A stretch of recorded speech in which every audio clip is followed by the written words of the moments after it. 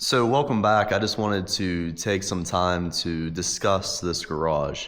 I know I've been talking about it over the last couple of videos, but really didn't get into much detail. This garage is 30 by 40 by 16 high, and I contracted NC Carports and Garages out of North Carolina to build it. And for lack of better words, that experience was not good. And before we get into the negatives too far, I want to talk about the pricing and why I even went with this company. So originally when I opted to get this garage built, I of course did my due diligence, went around searching with other companies to see what the cost was. Well, the cost to get this garage built, a 30 by 40 by 16 with two 10-foot roll-up doors, a man door, and two windows, was roughly, I don't know, about $22,000. I found NC Carports and Garages, or I should reiterate that they are just a supplier for this building, but Boss Buildings, which is their subsidiary company, they built this building for $15,000, just the hair over, like $15,300, which, yeah, it's a lot of money, but is a better deal than spending $23,000. They pride themselves on being the largest manufacturers of these buildings in the nation. I don't doubt that at all, seeing that they have different manufacturing plants. Like, for example, this building was actually built in New York. So all the pieces came from New York. The crews went and picked the pieces up and brought them to Western Pennsylvania, which is fine. That's pretty standard. I mean, I'm not cutting a tree down across the street and building a building out of it. I get it. They're factories. But they were very, very quick to take my money, which is fine. I get it. You're a business. You need to make sure you secure the funds so you can first off design the building, make sure that it's structural. For example, like my walls, they're double beam thick on the side walls, on the 40-foot walls. They're single bar thick on the side walls, the end walls, and my trusses are 4 foot on center to hold my snow load, which I believe is 35 pounds per square foot, and 140 mile an hour wind rating.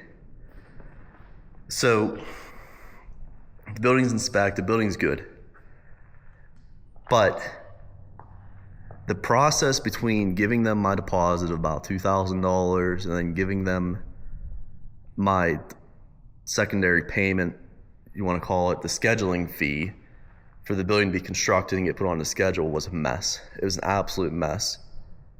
So I guess I kind of expected it, but I did not expect it to this extent.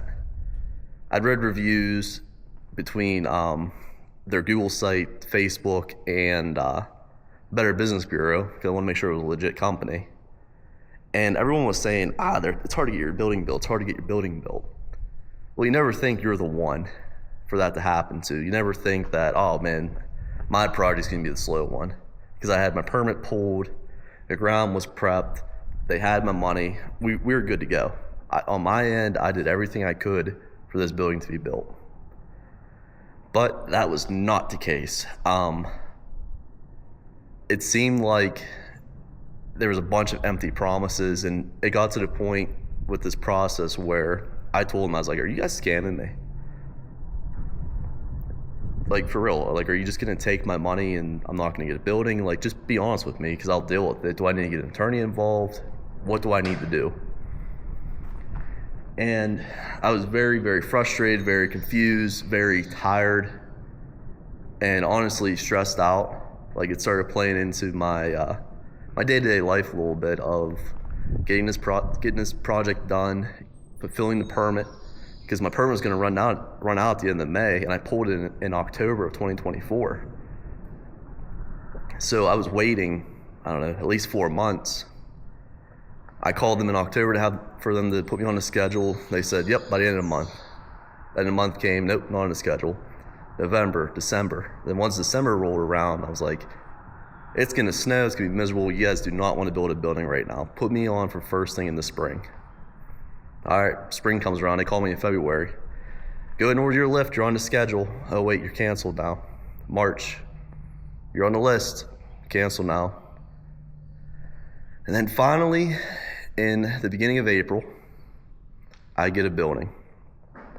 So I thought the building was gonna come for last week of March, first week of April, and magically the crews are behind. So now the company, NC Carports, is throwing blame on their crew, which I have no issues with the crew at all.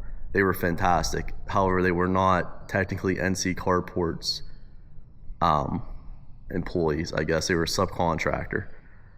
The crews are behind, which is fine, it's normal in construction, but I already have $1,000 a week lift sitting at my house because you told me you were gonna come. You called me on Thursday or Friday before, and you told me to rent the lift, so I rented the lift. And weekend goes by, and the lift is sitting here all nice, sitting in the pad. And then Monday, when they're supposed to come, or Tuesday, whenever they're supposed to come, there's no crew here. I get a call from North Carolina that they're not coming today. They're going to come Thursday. Okay. Thankfully, I'll just skip to the more of the conclusion of this, so of not a 20 minute rant on me bashing on the company. I did get a building on Thursday. Or no, I apologize. They canceled Thursday again, so they canceled 3 times total on me for the actual leading up to the, I guess, building being built. Because they did cancel me on Thursday, so the lift sat here a week without being used. And they came the following week. That's correct. They came the following week and built the building. Now, before I get too far, I would like to say that the crew that built my building was out of Indiana. Their owner's name was Mario, and the gentlemen working were from Honduras. And man, can those guys work. Those guys were incredible. They were respectful. They didn't speak a lick of English, I will say that. But you know what? They came here, they worked hard, they worked through some nasty weather, and it took them 3 days to put the building up, which is, in my books, impressive. So Mario and your crew from Indiana, you guys are incredible. I just wish you guys were working for a better company. I wish I would have just bought my building from Mario if I could ever figure out how to do that. So, needless to say, the building's built. I'm very blessed and fortunate to be in a situation where I can have this building and use it, and I don't know, I'm just fortunate. God's blessed me pretty well, and more than I probably deserve, to be able to have this building. But NC Carports and Garages, you're terrible. Absolutely terrible. Do not buy a building off them. And I will warn you that the company I ordered through initially was Boss Buildings. Boss Buildings is NC Carports, and NC Carports is Boss Buildings. On the phone with them, they tried telling me they weren't. And there's this awesome tool called Google where you can go and look people up and addresses. They're located in the same building. So don't fall for that. It got to the point with this whole process where I was calling them every hour on the hour to get updates from management to see what the heck they are doing. And I don't like to be that person, but I've been in business multiple times. I've been successful in business, and my current role as a business manager, I have to be very, very talented to fulfill my duties in my position. And I've never been through a process like that. I know I'm young, 26 years old, but geez, like fighting to get something done that was promised and already paid for. I don't know. I don't get it. I think it's uncalled for. If Mario and his crew weren't so incredible, this experience would be totally different, and we would definitely be going to litigation over this. But thankfully, the crew really stepped up and saved their butts. I don't know how much they're making off the building. Hopefully it's more than half, because they deserve more than half. But I don't know really what else to say other than don't go through that company. Don't go through that same process that I went through, because it's not worth it. So let's jump into more of the building itself. So this building, you'll see, is on gravel. It's on gravel. They were trying to tell me my pad wasn't good enough, but it's not that far off. You're allowed 3 inches of variance with your pad, and I was within those thresholds. Like I said, these back walls, or the side walls on the 40-foot, are double tube. So I have, I believe those are 2.5 inches wide pipes. So I have 5 inches of tubing. You can see the guys went through and marked the posts, so they're lined up, everything's square. Or I shouldn't say square, but plumb. All the welds are really nice. So it's a good building. It's just, I'm not happy with the process from management. I did get it installed on gravel, so let me find a good example that we have some light. They use anchors. So these are roughly 2.5, 3 feet long anchors. They drive into the ground and tie into the frame.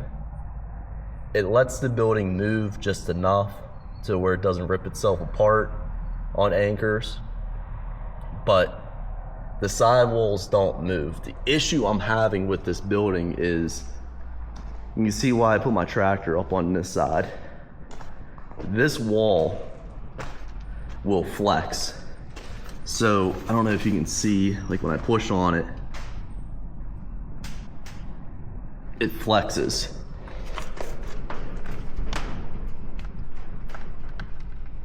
You can see I gotta put gravel in and clean it up, but the wall flexes.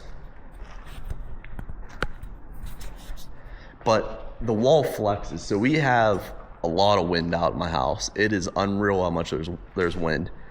If there's no wind, I'm usually concerned. And we were getting about 50-mile-an-hour wind gusts, which is well within the spec of my building, and the wall was flexing terribly. So I had to pull my tractor over to just keep the wall in the middle of the wall from moving too much.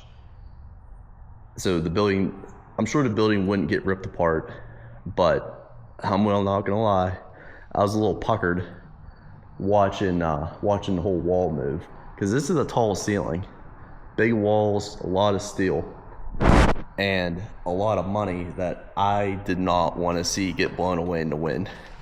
I'd be devastated. Also, going around, it's pretty dark in here, so this is really a good test to see what the low light's like on this camera.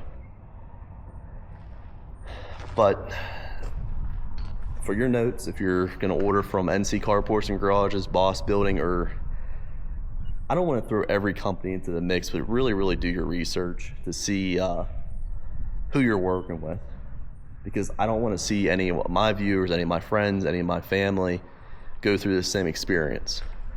And I'll be honest with you, the building's nice. So nice and big. I love the color, love the setup. Everything's nice and straight. All the nails are straight. Nothing's really off. But same thing on this side. Everything's nice and straight. And I'm gonna be honest with you, I was impressed with the craftsmanship and the rigor these guys took to make sure everything is perfect. They actually ran chalk line down the side of the building, and it'll wipe off, to make sure that the nails are straight, or the screws are straight. that just goes to show that their crew is not just slapping these buildings together. They're actually doing quality work. And I'm very, very satisfied with the work that they did. I will say one positive thing about NC Carports and Garages. When I ordered my building, the price I originally got from the other company did not include the metal that closes in the soffit. And they looked at that and said, well, our building does. So it's like, okay, thank you. That helps. You get your leftover steel. So I have 2 sheets of steel, which I'll be using for a future project. And here's the stakes they pound into the ground, which they're not great. I guess they're not the end goal for this garage. They're just a temporary solution. So in the second half of this video, I'm going to get into what the future of this garage looks like and what I'm going to do to it to make it mine. Alright, so I forget where I left off because I had to go in the house to I had to look up how to get in pure video mode on the Ace Pro 2 because I just got the camera today and I'm still trying to learn some settings. But now we're through the negative stuff, I'm going to refilm the second portion of the video of future plans with this garage and what I'm going to change to make it more mine and suitable to what my wife and I and our family would like to use it for. So I think for the first time ever, I'm actually going to enter through the man door. So open sesame, here we go. And I would just like to note that the pure video mode makes a world of difference because the beginning shots looked orange and grainy, and now they look pretty much perfect. So you walk in the shop door, we're in, okay. This side over here is gonna be my workshop. I'm gonna have all mobile workbenches. I don't want anything fixed because that way if I need to work on something or fix something or change something in the garage, nothing is permanently fastened to the floor except for one item, and we'll get into that. So when we're thinking about workshops, you need utilities. So the corner of my house is right there. As you can see, the truck's there. So all my utilities are going to come in off the corner of the house somewhere in this area. I'm assuming it's going to be right below this window. That way if I ever have to change something or fix something, I have concrete in here eventually, all I have to do is knock out a small square to fix it, and then we'll be back in business. So I need to run a sewer line, I need to run a water line, I need to run a power Ethernet cable in case I need a router in here, I need to run possibly a propane line, and then electric. And I really don't want to be doing things twice. So what I'm going to end up doing is run at least one pipe, if not 2 pipes without anything in it. That way in the future, I don't know, maybe I need to run a second power line out here, or I decide, okay, I'm going to run its own separate meter off of the main power pole out front. I don't have to re-drill my concrete. All I have to do is shove the cord through the conduit up into the garage. I'm trying to future-proof everything I do, and that is the main reason why I didn't concrete this garage prior to putting the building up. Which, I know, it'd be nice to have concrete, but I'd rather have concrete that is not going to need chopped up again. So, like I said, on this side of the garage is all going to be workshop. It's all going to be mobile type storage, so everything's going to be on casters. As you can see, the wind's blowing as per usual. And I wonder if you can see the garage wall moving with the wind gusts. I'm not seeing any movement, but when we had those big wind gusts, 50, 60 miles an hour, it was moving. I had my brush guard pushed up against the wall just to keep it from moving too much. And you can actually see that the rebar started pulling out of the ground a little bit from the wind we were having. So that'll all be addressed. I'll fix all that, which I'm not too worried about right this second. Oh, man, door's open.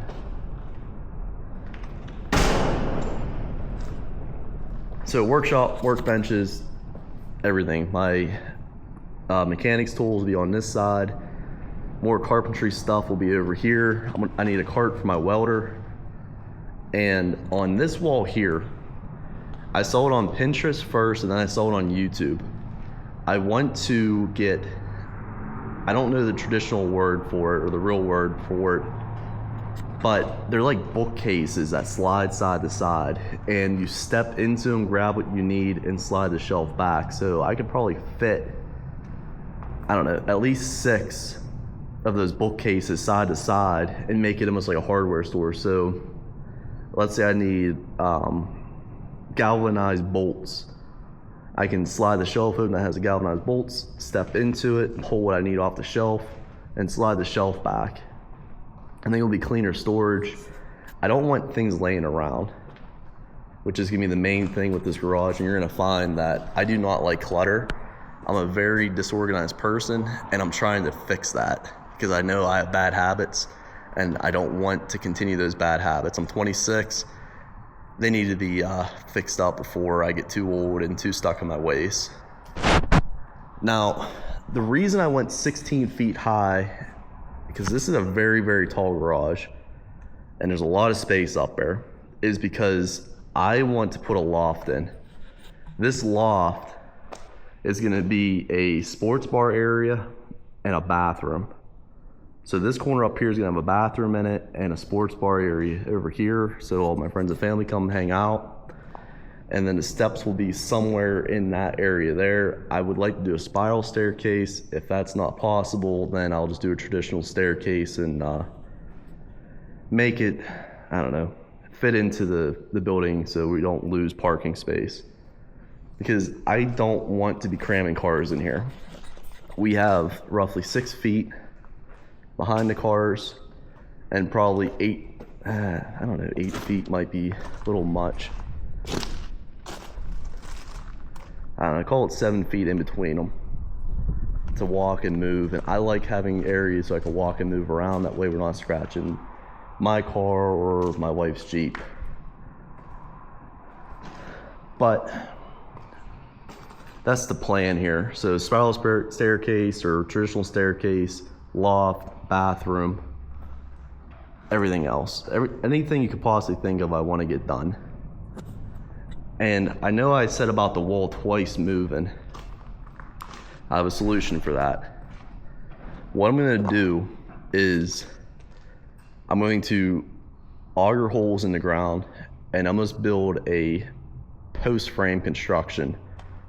So I'm going to auger a hole down every, well, off the corner, probably every 8 feet across. And then of course I'll center them up so they fit nicely. And sink a big pillar of concrete in the ground, and in that pillar I'm going to weld up brackets, so not only does it tie into the bottom of the frame here, but then I can mount my posts and go up, and it'll kind of cinch that wall together. So those poles are going to go up, I don't know, probably at least 12 feet up the wall. I probably don't need to go all 16 feet, but if I can get 12 feet, I'll be in good shape. But I think that'll really shore up the garage. It'll keep the bottom of the building from moving it in and out, and it'll also give that wall some rigidity. Now on this wall here, I might get an engineered beam built, so I only have 2 posts coming down. So then there should be a post about right in this area, well, maybe a little bit further back. Maybe I'll do every 12 feet put a post. That way we don't have to worry about the cars getting dinged up off the doors or whatever. But that's kind of the plan here. The order of events is gonna go roughing in the plumbing. It doesn't need to be finished, it just needs to be roughed in. I need to get electric out here so I have lights. I'd like to get some sort of chain driven garage door opener fabricated up I'm pretty sure I can figure that out on my own. Just weld a sprocket on there and some chains, because the doors aren't heavy. Get the poles in on the outside wall side. Put my pillars in on the inside, which I might not put the poles up right away, but at least get the pillars in. And then once all that's done, then I can pour concrete. I really don't want to be building up until there's concrete down, so then I have my true heights and I can get a true measurement of how much space do I need, because I'm going to bring the concrete up to the bottom of these posts right here, which will give me 5 inches of concrete roughly. And I'll take my head height about to, I don't know, possibly the middle of the top window on the bottom frame, so right about in this area here. And I don't want to limit myself too much on height. However, if I'm working on something where I need to be like higher, I need height essentially. If I'm working on something where I need height, I can always move a car out and work in the big shop area, which would be awesome, because I've never had a garage like this where I can work in. Now, I'm not a mechanic. I'm good enough to and savvy enough to get myself in trouble, if that makes sense, which I'm sure is where a lot of people are. I like to try and work on my stuff on my own. I like learning, but I've never had an area in which to do so. On top of everything else, this workshop area needs to stay clean, organized, and mobile. That way in the wintertime I can still pull my tractor in here, I can plow the driveway, I can pull it back in and let it drip dry. Because once the concrete's done and the loft is up, I'm gonna get the building insulated, and I would like to heat it.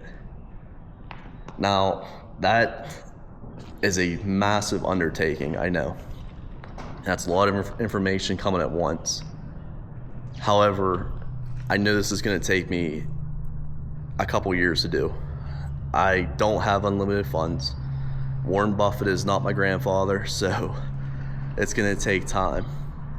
But just like I got the garage, save my pennies, say a couple of prayers, and maybe one day it'll be finished. But in the meantime, I'm gonna roughen the plumbing, so watch for those videos. I need to get electric out here, so I'm gonna get electric in at least a few outlets, get lights in before fall, and plan for concrete. Even if I just concrete the workshop side, I'd be happy with that. Oh, and I forgot to mention floor drains. I need to put floor drains in here. But I know until I get concrete, I really don't know my heights of my drains, so I'll just rough those in, put gravel over them.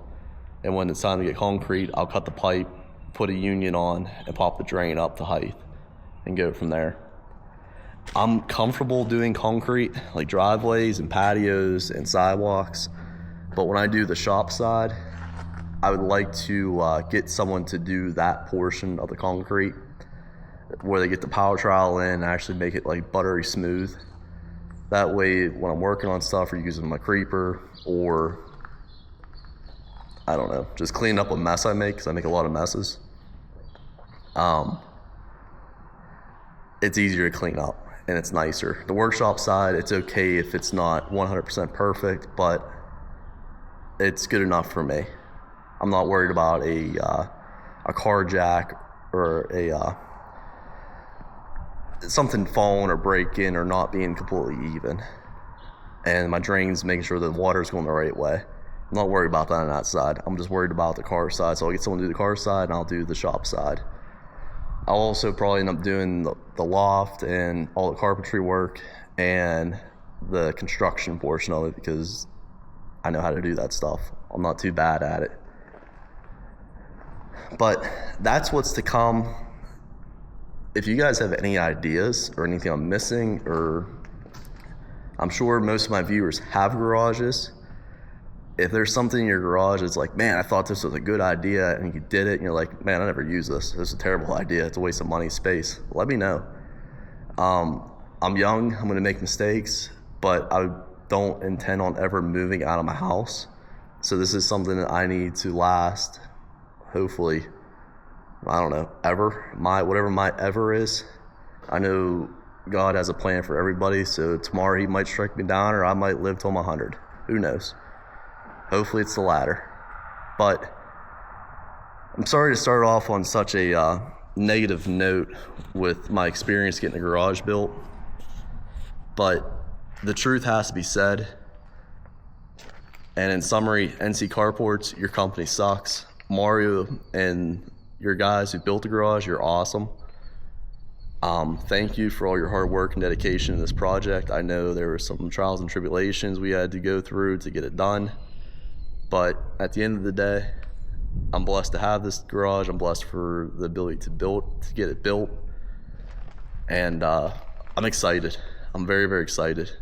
I really don't get worked up about much. I'm usually a pretty, I don't know, toned down person. I don't show my emotion, but when this got built, I smiled pretty hard. I'm pretty proud that the hard work and the blessings from God allowed me to get this garage. But thank you guys for checking in the channel. Keep looking for the channel for updates. I'm gonna post at least on Sundays and Thursdays. If I can get more videos in a week, if I have more content, I'll make sure that I post stuff. I know with my new job that it gets tough in the falls and winters where I'm working more than 40 hours a week. I'm working more like 60 to 80. But I don't know, it's gonna be fun. This channel is hopefully gonna keep me accountable for getting projects done, because if I'm not posting videos, then there's kind of a penalty now. It is still windy. And there's more rain coming in, but stay tuned. Thanks for watching, and I'll see you on the next one.